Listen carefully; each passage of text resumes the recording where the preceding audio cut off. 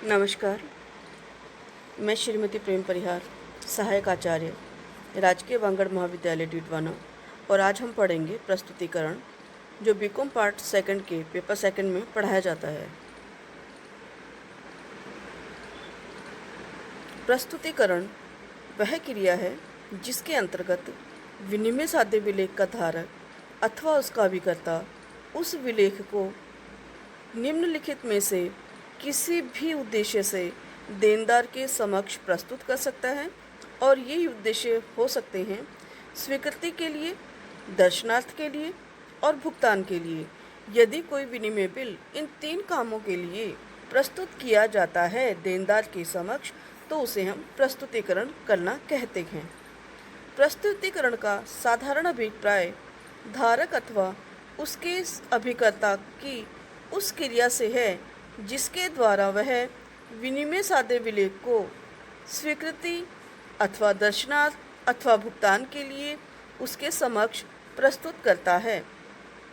Check मांग पर देय रहित एक शर्त रहित आदेश है, अतः उसको देनदार बैंक के समक्ष प्रस्तुत करने के लिए यथा समय यथा स्थान प्रस्तुत करना पड़ता है, जबकि विनिमय साध्य विलेखों में विनिमय बिलों को पहले देनदार की स्वीकृति और बाद में देय तिथि पर भुगतान के लिए प्रस्तुत करना पड़ता है।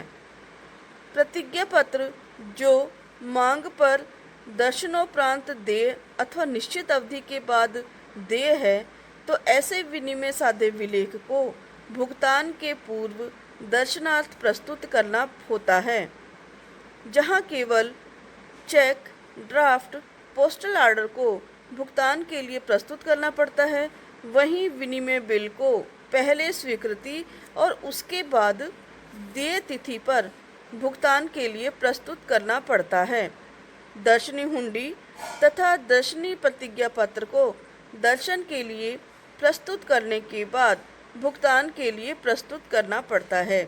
यानी कि इन विनिमय बिलों को सबसे पहले हमें प्रस्तुत करना पड़ेगा स्वीकृति के लिए, फिर दर्शनार्थ के लिए, और उसके बाद में भुगतान के लिए देनदार के समक्ष प्रस्तुत करते हैं। तो इन कार्यों को हम प्रस्तुतिकरण करना। स्वीकृति के लिए प्रस्तुतिकरण। विनिमय साध्य विलेखों में केवल विनिमय बिलों को ही देनदार के समक्ष स्वीकृति के लिए प्रस्तुत करना पड़ता है, जबकि चेक, ड्राफ्ट और प्रतिज्ञा पत्र जैसे विनिमय साध्य विलेखों में स्वीकृति की कोई आवश्यकता नहीं होती है। इस प्रकार शर्त रहित अथवा विशेष घटना से घटित होने पर विनिमय बिलों के देय करने के लिए कोई भी स्वीकृति की आवश्यकता नहीं होती है। फिर भी अतिरिक्त सुरक्षा और देनदारों की भुगतान भावना को जानने के लिए स्वीकृति के लिए विनिमय बिलों का प्रस्तुतिकरण किया जाना आवश्यक है। स्वीकृति के लिए प्रस्तुतिकरण के आवश्यक घटक या तथ्य। दर्शनोपरांत देय बिल। विनिमय साध्य विलेख अधिनियम के अनुसार दर्शनोपरांत देय विनिमय बिल को देनदार की स्वीकृति के लिए प्रस्तुत करना अनिवार्य है, ताकि उस बिल की परिपक्वता अवधि निश्चित की जा सके। स्वीकृति का स्पष्ट निर्देश। जिन विनिमय बिलों के लिए लेखक अथवा देनदार का स्पष्ट निर्देश हो कि बिल के भुगतान से पूर्व बिल को स्वीकृति के लिए प्रस्तुत करना अनिवार्य है, तो ऐसे बिलों को स्वीकृति के लिए प्रस्तुत करना अनिवार्य है। स्वीकृति के प्रकार। सामान्य स्वीकृति। जब देनदार बिल की स्वीकृति बिना कोई शर्त लगाए अथवा बिना कोई निश्चित अवधि बताए बिल में लिखित राशि की यथाविधि भुगतान करता है, तो ऐसी स्वीकृति सामान्य स्वीकृति कहलाती है। शर्त सहित स्वीकृति। जब देनदार बिल की स्वीकृति किसी शर्त के अधीन करता है, तो ऐसी स्वीकृति शर्त सहित स्वीकृति कहलाती है, जैसे कि स्वीकृति माल भाड़ा चुकाने पर, स्वीकृति माल यथास्थान पहुंचने पर, स्वीकृति तिथि के 3 माह बाद बिल देना। स्वीकृति केवल विशेष बैंक में ही भुगतान होने के लिए देना। जब बिल एक से अधिक देनदारों पर लिखा गया हो पर स्वीकृति केवल कुछ ही देनदारों द्वारा दी गई हो तो ऐसा बिल शर्त सहित स्वीकृति के अंतर्गत माना जाता है। बिलों की वैध स्वीकृति के लिए आवश्यक शर्तें। चाहे बिल पर सामान्य स्वीकृति हो या शर्त सहित स्वीकृति हो, बिल की वैध स्वीकृति के लिए इन शर्तों का पूरा होना आवश्यक है। जैसे स्वीकृति देनदार द्वारा ही होनी चाहिए। किसी भी बिल की स्वीकृति तभी वैध मानी जाती है जब उस पर स्वीकृति देनदार द्वारा दी जाए। एक से अधिक देनदार होने पर सभी देनदारों की स्वीकृति आवश्यक है। देनदार के हस्ताक्षर। बिल की स्वीकृति के लिए देनदार अथवा देनदार के हस्ताक्षर होना बहुत जरूरी है। हस्ताक्षर ही स्वीकृति के लिए प्राप्त है, चाहे उस बिल पर स्वीकृति शब्द लिखा जाए अथवा न लिखा जाए। स्वीकृति लिखित अथवा विलेख के मुख पृष्ठ पर या विलेख पर ही होनी चाहिए। विपत्र के अलावा अन्य कागज या दस्तावेज पर स्वीकृति वैध नहीं मानी जाती है। स्वीकृति तभी पूर्ण मानी जाती है जब स्वीकृति देने वाला देनदार देनदारों द्वारा बिल लेखक अथवा धारक को स्वीकृति के बाद वापस लौटा दिया जाता है। अगर धारक को वापस नहीं लौटाया जाता है तो वह स्वीकृति नहीं मानी जाती है। विनिमय बिलों के प्रस्तुतिकरण के नियम अथवा तत्व। विनिमय बिल का प्रस्तुतिकरण किसके द्वारा? विनिमय बिलों की स्वीकृति अथवा भुगतान के लिए प्रस्तुतिकरण विलेख के धारक अथवा उसके एजेंट द्वारा किया जाना चाहिए, किसी अन्य के द्वारा नहीं। विनिमय बिलों का भुगतान और प्रस्तुतिकरण किसको? विनिमय बिल स्वीकृति अथवा भुगतान के लिए उस व्यक्ति को प्रस्तुत किए जाते हैं जो स्वीकृति देने के लिए अधिकृत हो तथा जिस पर बिल के भुगतान देने का दायित्व हो। विनिमय साध्य विलेख अधिनियम की धारा 33 के अंतर्गत विनिमय बिल पर स्वीकृति के लिए निम्न व्यक्तियों को अधिकृत माना जाता है।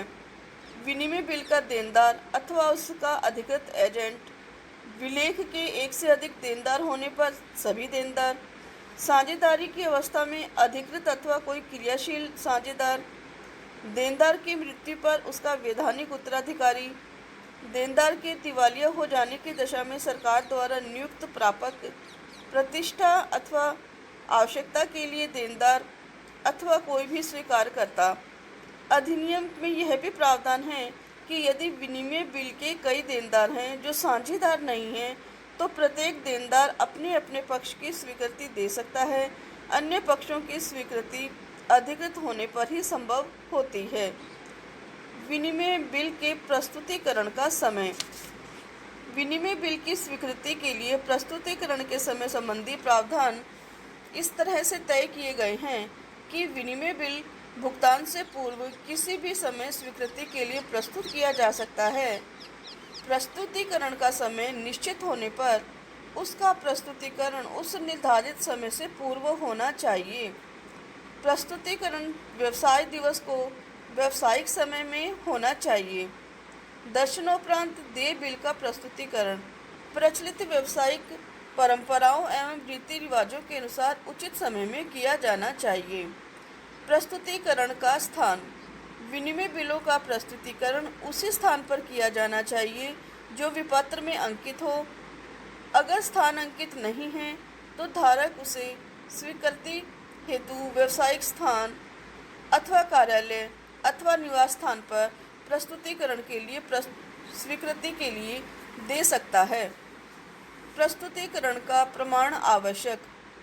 जब विनिमय बिल को स्वीकृति हेतु प्रस्तुत किया जाता है तो उसे प्रमाण हेतु प्रस्तुतिकरण रजिस्टर्ड डाक से किया जाता है ताकि देनदार स्वीकृति प्रदान न करे तो यह प्रस्तुतिकरण का ठोस प्रमाण होगा। यानी कि कोई भी प्रमाण प्रस्तुतिकरण के लिए आवश्यक होना चाहिए कि जिससे ये लगे कि इस बिल का स्वीकृति हेतु प्रस्तुतिकरण किया गया था।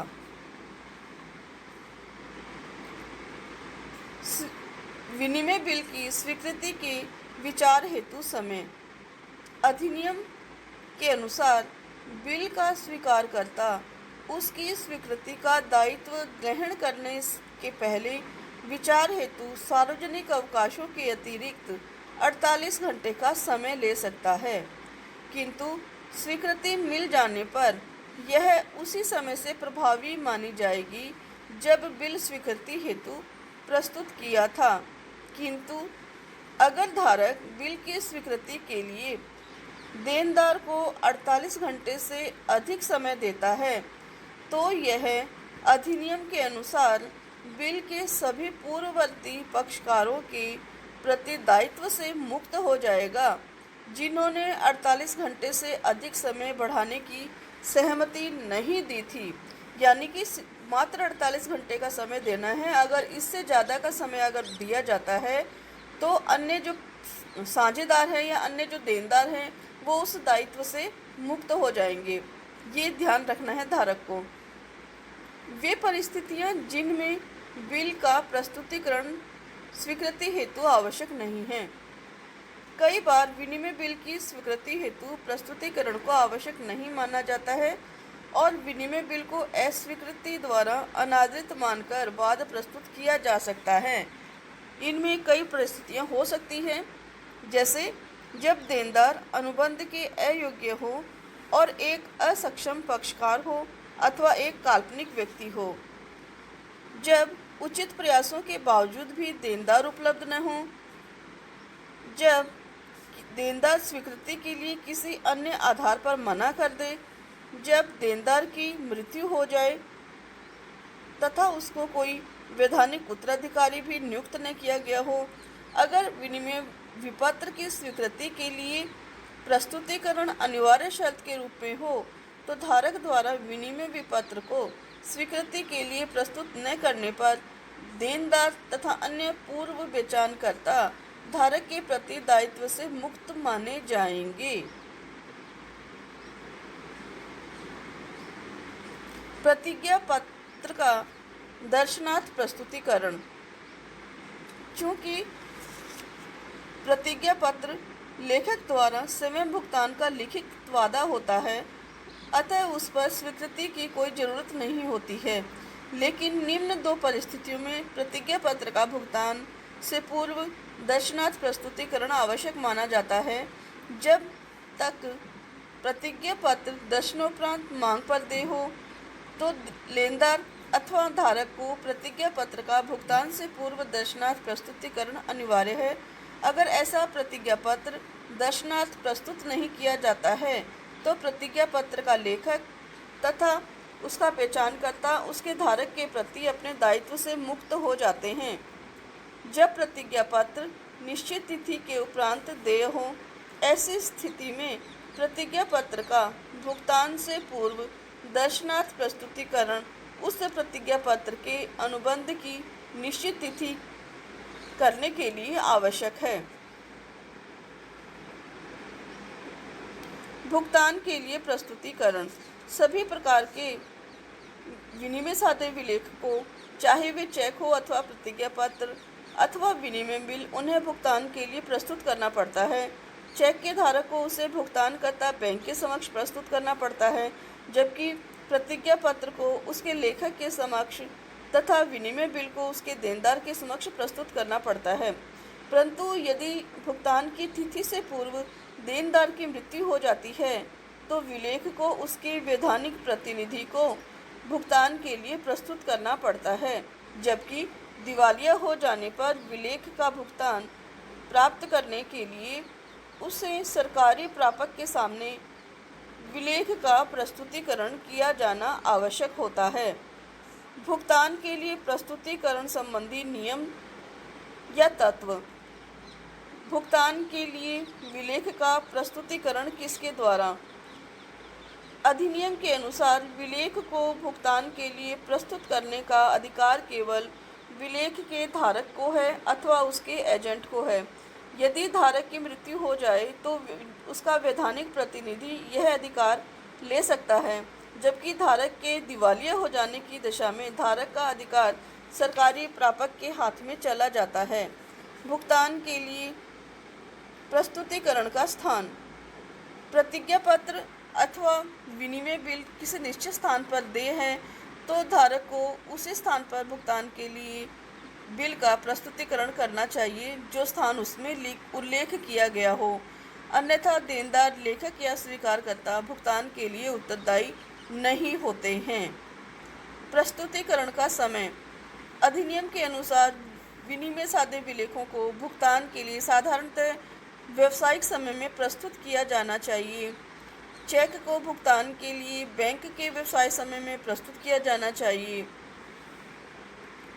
प्रस्तुतिकरण सावधि विलेखों की दशा में। सावधि विलेखों की दशा में प्रस्तुतिकरण जो विलेख एक निश्चित अवधि के बाद भुगतान हेतु देय होते हैं, उन विलेखों का भुगतान के लिए प्रस्तुतिकरण विलेख की परिपक्वता तिथि पर होना चाहिए। उससे पूर्व प्रस्तुतिकरण व्यर्थ है तथा परिपक्वता की तिथि बीत जाने के बाद विलेख का प्रस्तुतिकरण होने पर अन्य बेचानकर्ता तो धारक के दायित्व से मुक्त हो जाते हैं, पर विलेख के लेखक तथा उसका स्वीकारकर्ता का धारक के प्रति दायित्व बना रहता है। किश्तों में भुगतान वाले विलेखों का प्रस्तुतिकरण। जिन विलेखों का भुगतान किश्तों में होना है, उनके लिए प्रत्येक किश्त भुगतान तिथि के 3 दिन बाद विलेख का भुगतान प्रस्तुतिकरण के लिए हो जाना चाहिए। यानी किश्तों में अगर भुगतान होता है तो भुगतान तिथि के 3 दिन बाद विलेख का भुगतान के लिए प्रस्तुतिकरण होना बहुत आवश्यक है।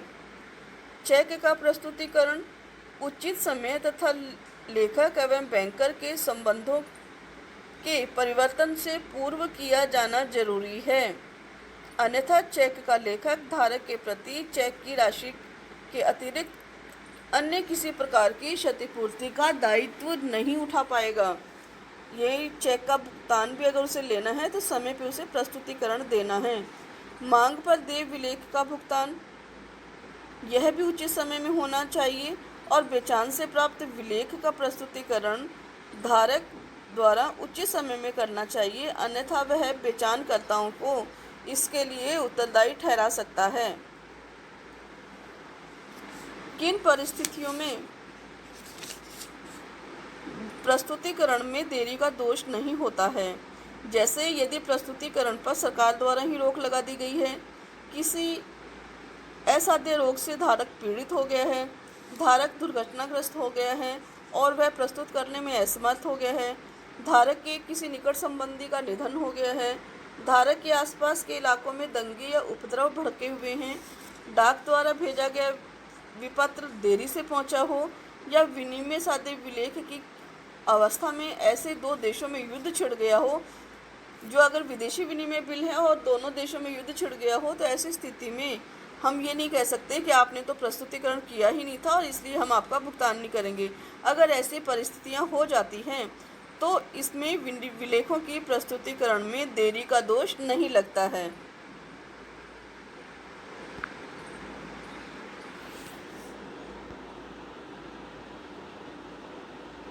कब आवश्यक नहीं है? विलेख के धारक को भुगतान के लिए विलेख का प्रस्तुतिकरण निम्नलिखित परिस्थितियों में आवश्यक नहीं होता है और विलेख को प्रस्तुत किए बिना ही उसे अनादृत मानकर अन्य पक्षकारों को वाद करने का अधिकार मिल जाता है। जिसमें ये परिस्थितियां हैं, विलेख खो जाने पर लेखक द्वारा नया विलेख लिखने से इनकार करने पर प्रस्तुतिकरण करना जरूरी नहीं है। विलेख का भुगतानकर्ता उचित खोज के बाद भी नहीं मिला है। विलेख का भुगतान व्यावसायिक समय में बंद हो गया है और वह स्थान अब काम नहीं कर रहा है, उस स्थान पर व्यवसाय काम नहीं कर रहा है। भुगतानकर्ता निश्चित स्थान निश्चित समय पर भुगतान के लिए उपलब्ध ही नहीं हुआ हो, जब विलेख स्वीकृति के लिए प्रस्तुत करने पर ही अनादृत कर दिया गया हो, जब भुगतानकर्ता अन्य किसी कारण से भुगतान करने से मना कर दे, विदेशी विनिमय बिल की अवस्था में धारक अथवा देनदार देशों के बीच में युद्ध छिड़ जाए और सरकारें इस प्रकार का रोक लगा दे कि प्रस्तुतिकरण न हो पाए, विलेख डाक से भेजने पर रास्ते में ही खो जाए, बैंक द्वारा ऐसे विलेख का भुगतान करने से मना करने पर भी विलेख का प्रस्तुतिकरण आवश्यक नहीं होता है, विलेख का देनदार अव्यस्क होने पर विलेख का प्रस्तुतिकरण आवश्यक नहीं है, विलेख का धारक या स्वीकारक विलेख का भुगतान बैंक के समय में करना स्वीकार कर ले। जब बैंक का धारक द्वारा खिड़की पर यह नोटिस लगाने पर कि उसने भुगतान बंद कर दिया है, जब युद्ध की स्थिति हो, यानी देनदार और धारक दोनों देशों के बीच में युद्ध की स्थिति हो, जब पृष्ठांकनकर्ता की सहायता लिखे गए विलेख का प्रस्तुतिकरण आवश्यक नहीं हो, क्योंकि उसे पता है कि परिपक्वता पर भुगतान नहीं होता है। यानी कि अगर ये परिस्थितियां हैं कि अगर विलेख का स्वीकारक खुद ही कह दे कि भाई मैं तो बैंक के माध्यम से भुगतान ले लूँगा, तो वहाँ उस विलेख का प्रस्तुतिकरण करने की आवश्यकता नहीं रहती है। चेक के भुगतान के लिए प्रस्तुतिकरण, चेक मांग पर देय धनादेश हैं, अतः चेक का प्रस्तुतिकरण केवल भुगतान के लिए ही देनदार बैंक में करना पड़ता है।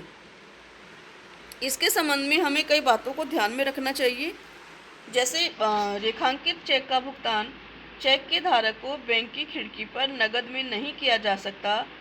ऐसे चेक का भुगतान धारक को उसके बैंक के माध्यम से खाते में ही किया जाता है। अरेखांकित चेक का भुगतान चेक के धारक अथवा उसके एजेंट को किया जा सकता है। चेक का भुगतान बैंक के व्यावसायिक लेन देन के समय में ही संभव होता है।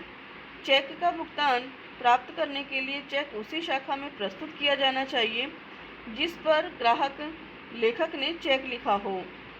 चेक की वैधता अवधि भारत में 6 महीने है, अतः 6 महीने के बाद ऐसा चेक अवधि पार चेक हो जाता है और ऐसे बैंकर को ऐसे चेक का भुगतान नहीं करना पड़ता है। यह पुरानी अवधि है, वर्तमान में इस अवधि के अंदर परिवर्तन कर दिया गया है। प्राय इस बैंक की अवधि के आधार पर चेक लिखा जाता है। चेक लेखक द्वारा दिए जाने के बाद धारक द्वारा उचित समय में चेक भुगतान हेतु प्रस्तुत किया जाना चाहिए, अन्यथा लेखक एवं बैंकर के संबंधों में परिवर्तन हो जाने पर चेक का लेखक धारक के लिए प्रति चेक की राशि को अन्य किसी प्रकार के क्षति के लिए उत्तरदायी नहीं ठहरा सकता है। प्रतिज्ञा पत्र का भुगतान के लिए प्रस्तुतिकरण। प्रतिज्ञा पत्र केवल दर्शनार्थ एवं भुगतान हेतु ही प्रस्तुत किए जाते हैं और इनमें भी वे ही नियम लागू होते हैं जो अन्य विलेखों के भुगतान के लिए होते हैं। प्रतिज्ञा पत्र का भुगतान के लिए प्रस्तुतिकरण उसके धारक द्वारा देनदार को यथोचित समय और निर्धारित स्थान पर करना होता है। सावधि की प्रतिज्ञा पत्र का भुगतान के लिए प्रस्तुतिकरण उसकी परिपक्वता अवधि पर निर्धारित अवधि में किया जाना चाहिए, जबकि दर्शनोपरांत मांग पर देय प्रतिज्ञा पत्रों का भुगतान लेखक के दर्शनोपरांत करने पर या मांग करने पर करना होता है। किस्तों में देय प्रतिज्ञा पत्रों का प्रत्येक किस्त में परिपक्वता तिथि के 3 दिन अनुग्रह जोड़कर भुगतान के लिए प्रस्तुत करना चाहिए। परिपक्वता तिथि से पूर्व अथवा उसकी अवधि बीत जाने के बाद प्रतिज्ञा पत्र का प्रस्तुतिकरण अवैध माना जाता है। प्रतिज्ञा पत्र का प्रस्तुतिकरण उसके धारक अथवा अधिकृत एजेंट द्वारा ही किया जाता है।